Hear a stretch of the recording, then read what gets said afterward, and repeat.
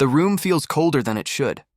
20 people, 2 carafes of coffee cooling on a sideboard, the fluorescent hum like a headache you can't name.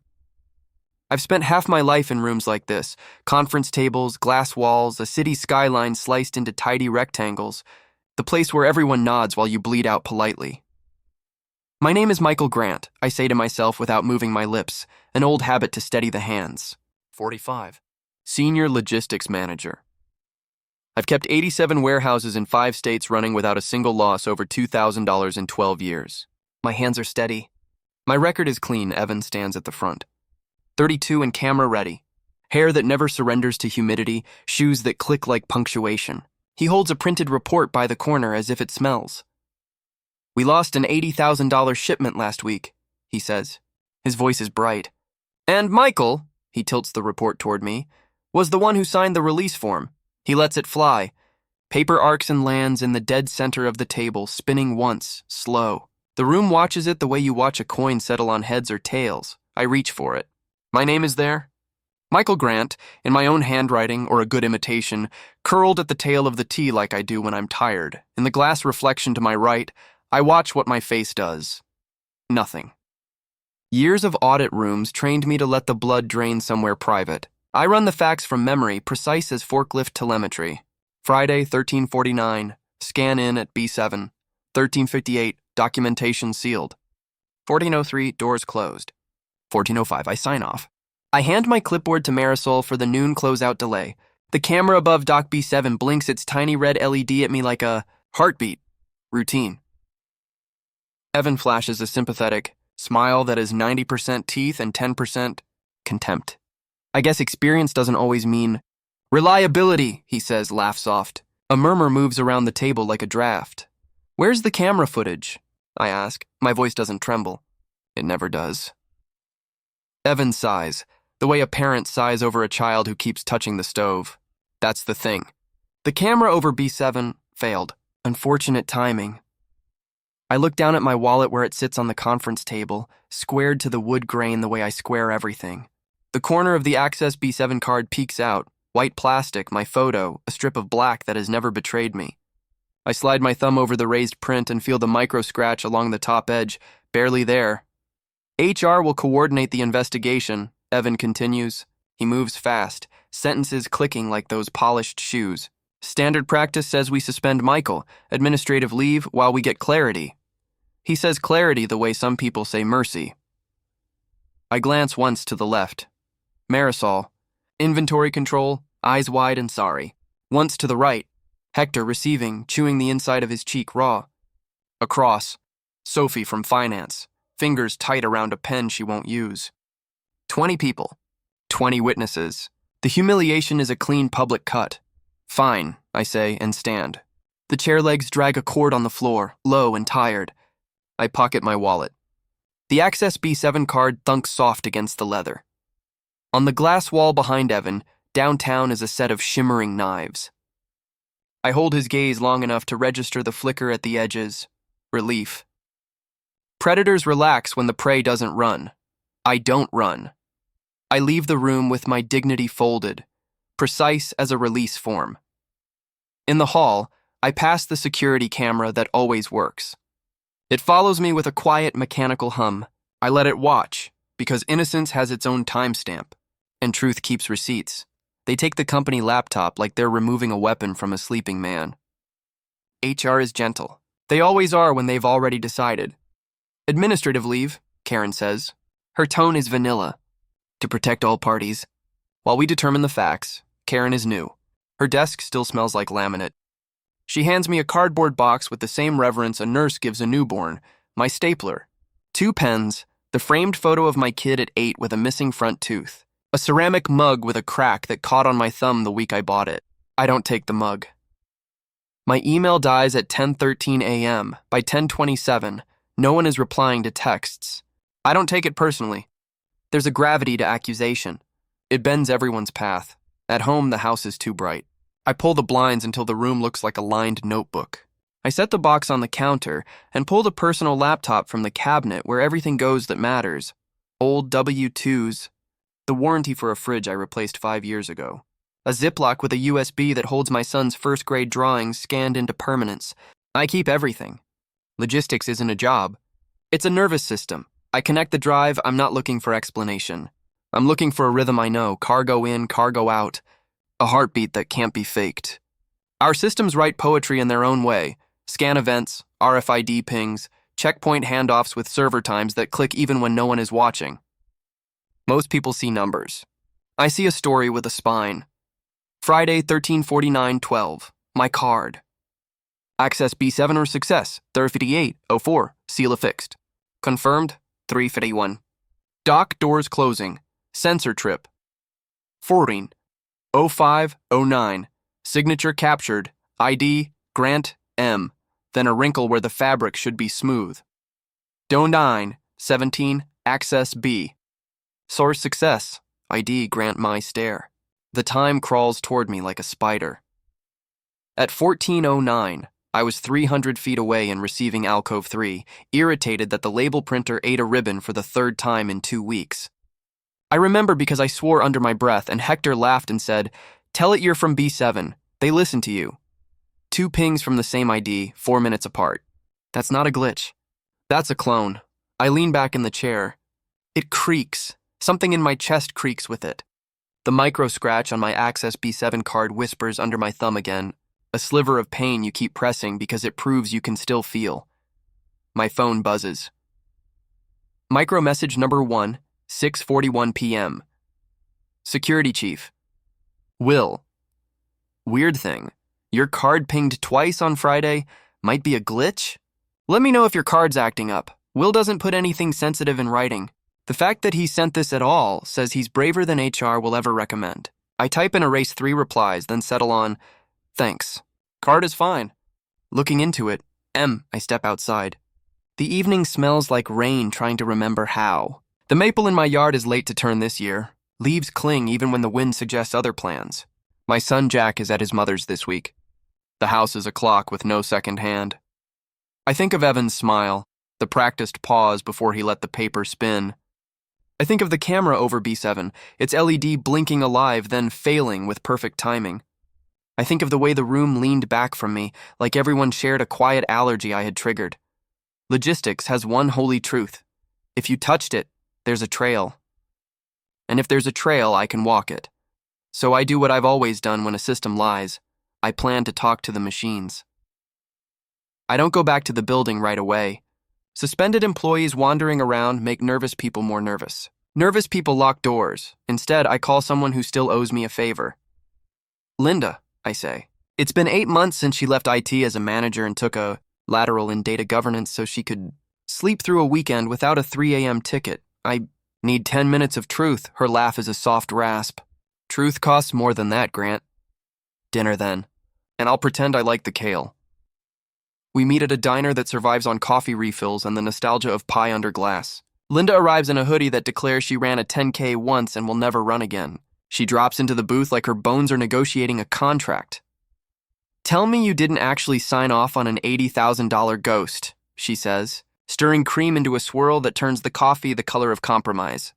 I signed, I say, on the real shipment. At 14:05, somewhere between 14:05 and 14:09, my card visited B7 again without me. Linda stops stirring. The spoon taps the cup rim, a single bright note. Cloned. Yes. Camera. Failed. Linda's mouth curls without humor. Evan thinks backup servers are the tooth fairy. I hold her eyes. We still running the mirrored archive in T3? Still, she says, and then catches herself. Data governance would prefer I say I don't know. Would data governance prefer a fraud indictment? Don't get righteous, Michael, she says, but the old friend is there under the new schedule. She lowers her voice even though the waitress is ignoring us. The backup is on a different VLAN. It writes straight to cold storage. 30-day retention. We never put it in the new handbook because the old CIO liked a secret ace. Can it be doctored? Anything can. That can't be doctored quietly. Access? She looks at me for a long beat that tastes like testing. Why me? I shrug. Because you hate waste. Because you once told me the only thing worse than a liar is a messy liar. Because I was the one who found your missing restore points when the thumbnails disappeared, and I didn't make you send a thank you email. She exhales, then nods once. Okay, Sunday morning. Most people are thinking about church or hangovers. Bring a drive. Already packed, I say. She smirks. Of course it is. We part with a hug. Her hoodie smells like laundry and servers. Back home, I line up my tools. 2 encrypted USBs, a legal pad, a fountain pen that was my father's, unnecessary but weighty in the right way. I pull the Access B7 card from my wallet and lay it where I can see the nick at the top. It catches the light like a small wound. That night, I dream of loading docks as cathedral aisles, of forklifts as confessors, of Evan standing where the altar should be, holding a chalice full of shredded paperwork. In the dream, the camera above him never blinks. It just watches. It just remembers. Sunday, 6:52 a.m. The building is a quieter animal before it wakes, a concrete rib cage with the heartbeat turned down. Linda buzzes me in through a side entrance that smells faintly of winter and copier toner. The hallway lights come alive one by one, an obedient vertebra. 15 minutes, she says. If anyone asks, you were never here. I was never here, I repeat. Logistics teaches you to treat fiction like it's a stubborn pallet. Move it carefully or it breaks on you. We climb to T3, where closets become rooms because the servers insist. Linda works a key that looks like it could open a whale. The door swings and a small gust of chilled air kisses my face. Racks stand like dark pews. The white noise hiss is almost holy. She leads me to an unremarkable tower with a taped label. Archive Cam Ah. I want to thank the soul who wrote that tape label, some technician who still believes names should mean something. Linda logs in, fingers confident. 2-factor from hell, she mutters, tapping a fob to her phone. Okay, index B7, Friday. The list appears, a clean column of files pretending to be boring. Timestamp you want? She asks. 1407, I say. I don't let my voice do anything dramatic with it. We scrub the footage. A dock door. Empty concrete. A forklift yawning in frame. Then a figure. Evan's haircut enters before the rest of him. He swipes a card. The LED on the reader winks green like a cheap lie. He moves with the confidence of a man rehearsed. He signs something on a handheld, rolls a pallet towards the loading bay. His face kisses the camera for one clean second when he turns. Not enough for an HR poster, enough for a jury. He pushes the pallet onto a truck with no company logo, a bland gray box that minds its own business too hard. The truck pulls away like a secret trying to be natural. I feel nothing and everything at once. The body keeps its own books. Linda doesn't speak. She doesn't need to. She reaches for the keyboard again and nests the clip into the export toolbar. You want the full 6 minutes? All of it, I say. And the 5 before the 5 after, she nods. Chain of custody. We hash sign the files, write the checksum values to my legal pad with the fountain pen, because even in the age of certainty, someone still trusts ink. I make 2 copies to 2 drives. Linda makes one to an internal office share only she and God can find. Michael, she says, and the weight in my name is kindness and warning together. Be careful who you hand this to first. I secure the drives in the inside pocket of my jacket, the pocket you use when you're old enough to appreciate coat makers who still line things properly. The Access B7 card rides in the wallet over my heart. We leave the servers to their hum. Outside, Sunday has become Sunday proper. Sun stares hard at the windows like it disapproves of secrets. By noon, I'm parked outside a townhouse in Oak Park where the law lives. 5 minutes, says Ava Shaw, in-house counsel. She's a decade younger than me and twice as sharp as anyone she's ever litigated against. I once found a shipment of oncology, meds she needed rerouted from a snowed-in airfield on Christmas Eve. She never forgot. I set the encrypted drive on her kitchen table between a ceramic bowl of lemons and a stack of casebooks used as a plant stand. Chain of custody, I say, sliding the pad toward her. Checksums. Source system. No admin edits. Backups from archive Cam OOX. She reads without talking, the way surgeons do. When she finally meets my eyes, her expression is traffic light precise. This is clean, she says. Clean enough to cut. I was suspended, I say. Evan threw a public punch. I'm not throwing one back. I'm placing the knife in the right hands. Ava nods. Legal will handle internal process. But don't wait for internal process to absolve you in public. She taps the paper. Get corroboration. A client. A shipping partner. Someone outside our paper walls, I already know who. 2:03 p.m. I park in the lot of North Visceral Medical, the client who should have received $80,000 worth of sterile equipment that now sits in a quiet grave of gray metal somewhere. Their front lobby smells like lemon cleaner and the panic of sick budgets. Mr. Grant?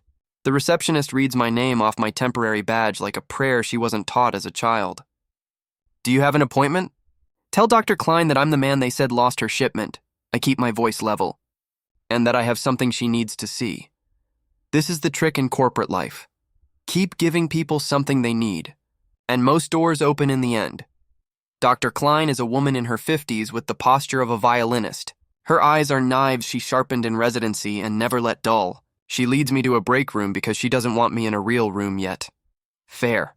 She folds her arms. You cost my department 2 surgeries on Friday. Your department was lied to, I say. By the man who said he'd replace the shipment personally. Her eyebrow tilts. Evan? I don't answer. I let the drive answer. I plug it into a hospital laptop because hospitals have strange freedoms when it comes to corporate paranoia. I play the 6 minutes. The gray truck, the green blink. Evan's face turning to the camera with the kind of certainty an amateur actor might mistake for charisma. Dr. Klein watches without moving. When it ends, she doesn't speak for a full count of 10. Would you like some coffee? She asks, then shakes her head at herself. That's the wrong question. The right question is, what do you need from me?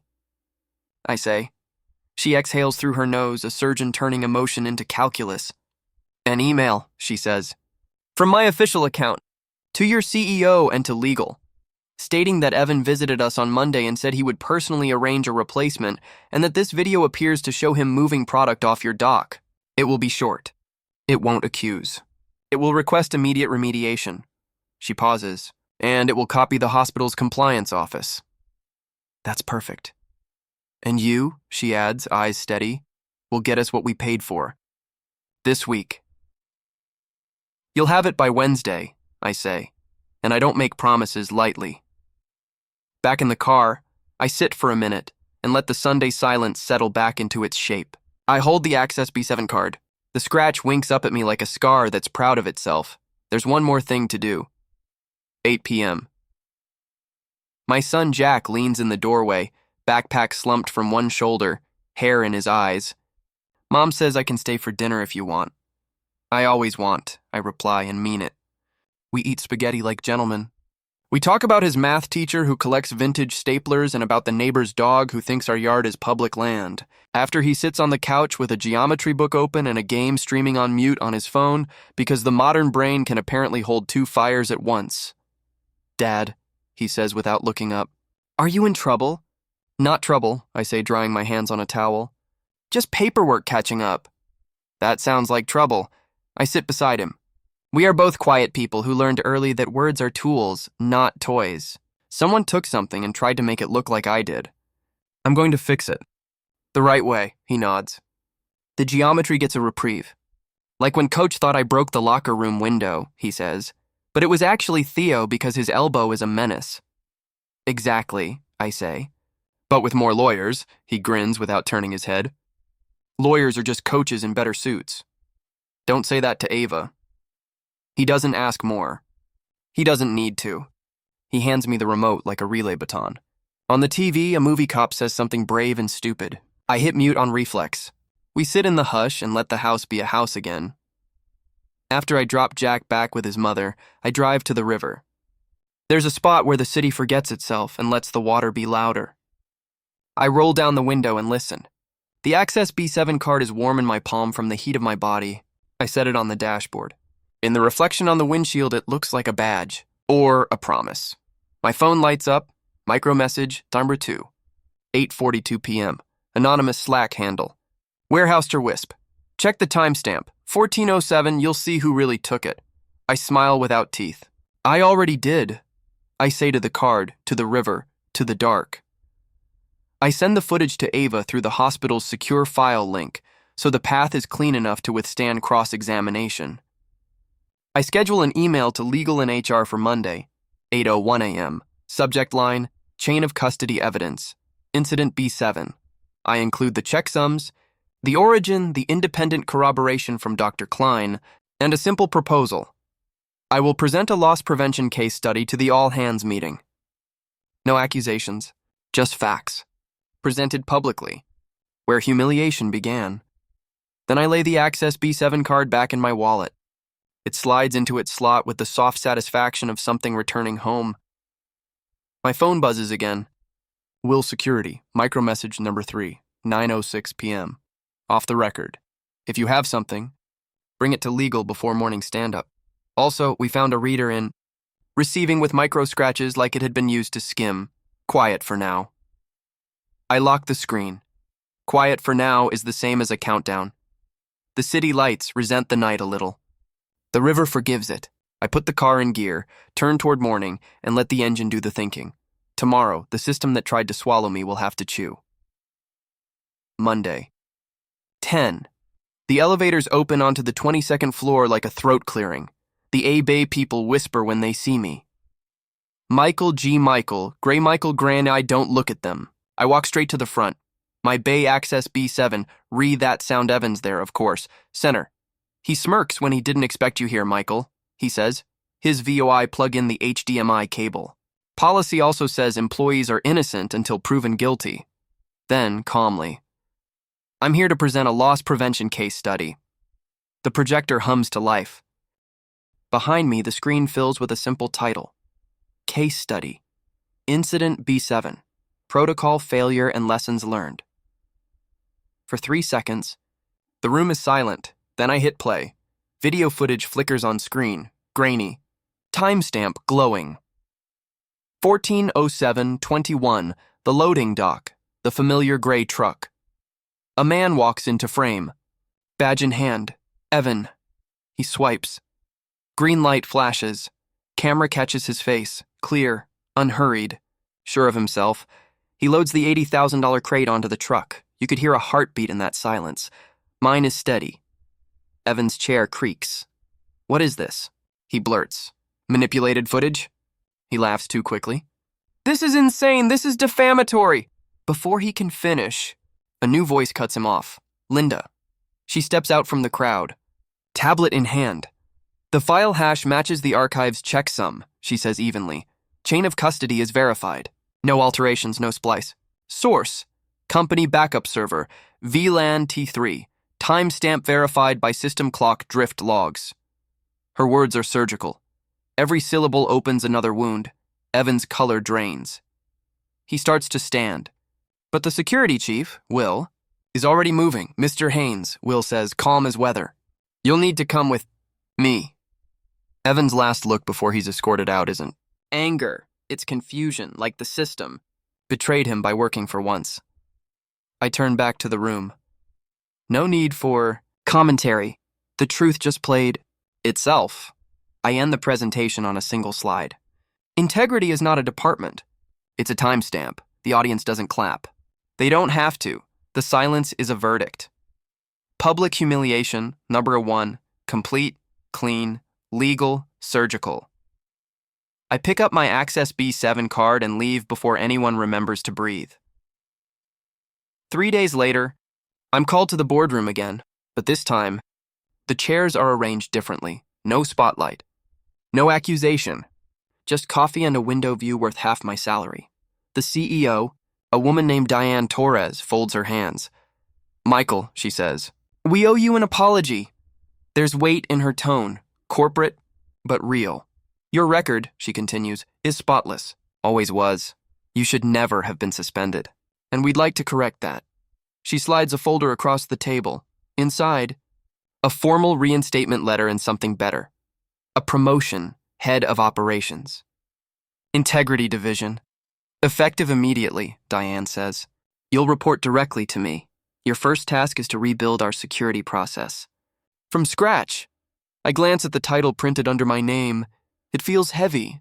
Earned final, Linda's name appears in the memo too. Director of IT Infrastructure, we.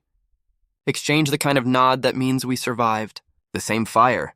We'd also like you to present the new integrity protocol at the next board summit, Diane adds. Apparently, your presentation style gets results. I almost smile. Almost later. At my new desk, I open a blank policy document and type, B7 protocol. All access authorization requires dual biometric verification. No more clonable cards. No more malfunctions. No more lies disguised as policies. Micromessage number 3 from CEO. Effective immediately. Michael Grant will lead the new Integrity Division. Congratulations, Michael. And thank you for reminding us what integrity looks like. I read it twice before closing the email. Not because I need the praise, but because it's the first time in months my name and the word integrity have shared the same sentence. I leave the office early that night. There's no parade, no applause, just the quiet dignity of getting to lock the door from the inside. 2 weeks later, an independent auditor arrives, gray suit, sharper eyes. She's here to examine every transaction Evan touched in his short, loud career. The rumor mill grinds. Everyone pretends not to watch. I sit through the first 3 hours of the audit, calm as stone. Every time they pull a file, it leads to something dirtier. A duplicate invoice, a falsified timestamp, a personal delivery signature to his own shell company. By noon, it's no longer about one shipment, it's about a pattern, a trail so clear even the interns can see it. Evan returns, flanked by a lawyer in a navy suit who wears his arrogance like cologne. He sits across from me. Voice rehearsed. I've been framed, he says. Grant had access to all systems. He could have staged everything. The auditor doesn't even blink. We verified the footage's metadata and the RFID logs, she says.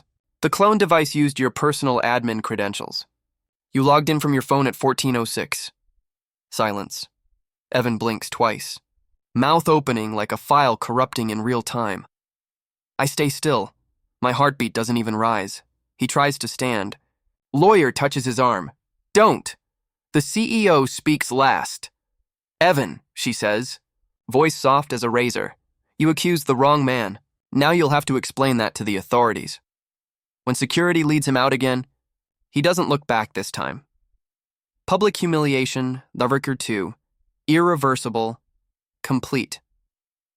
The board's memo goes out that afternoon. After internal and external audits, it is concluded that Mr. Michael Grant's management prevented further loss and revealed internal fraud. His actions restored operational integrity. One line in bold. Integrity is built by those who don't need to shout their innocence.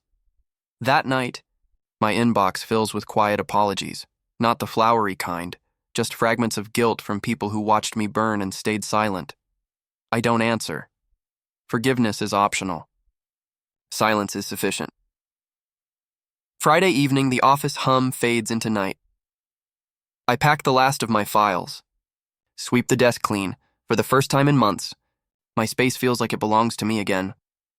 On the corner of my desk sits a small box from HR inside, a new access card. Gold trim. Engraved letters, authorized access, B7 Integrity Division. I slot it into the reader. Beep. Green light. The door clicks open. For a second, it feels like the building itself exhales. I walk through. Past the loading bays where everything started. The smell of oil and dust is familiar. Grounding. A forklift hums in the distance like a lullaby. Linda leans on the railing, tablet under her arm. You really rebuilt the whole thing, she says. No loopholes left? Good, I answer. I'm tired of ghosts. Outside, rain taps the metal roof, slow and steady. I take the old Access B7 card from my wallet, the one with the scratch at the top. It's useless now, but I can't throw it away. I place it in my drawer, next to my father's fountain pen, artifacts of people who worked honestly, even when the world didn't. I whisper to no one. Sometimes the best revenge isn't payback, it's peace, earned honestly. The lights dim automatically at 7. Green turns to amber. I pick up my jacket, nod once to the empty office, and walk out through the door that now recognizes me for who I really am.